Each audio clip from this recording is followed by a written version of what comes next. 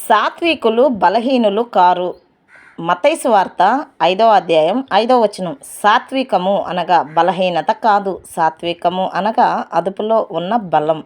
నీవు ఒకరి ప్రతికూల వ్యాఖ్యలను పట్టించుకోనప్పుడు, ఇతరులు అవమానాలు మరియు విమర్శలకు నీవు శ్రద్ధ చూపనప్పుడు, నీవు బలహీనంగా ఉన్నావని కాదు, నీవు సాత్వికంగా ఉన్నావు.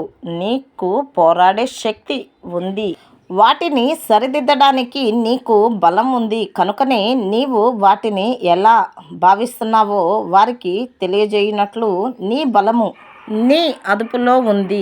నీకు మరియు నీ గమ్యమునకు మధ్య లేని విషయాలపై నీవు నీ సమయాన్ని మరియు శక్తిని వృధా చెయ్యవు.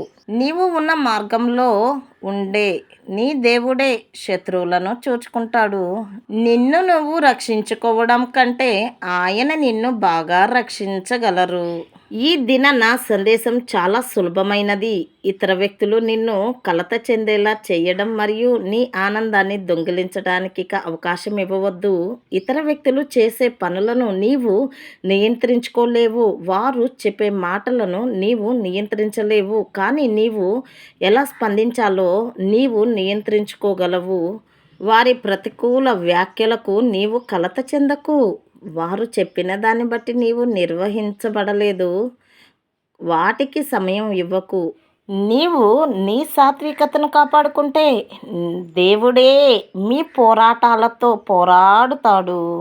దేవా దీవించుము. ఆమేన్.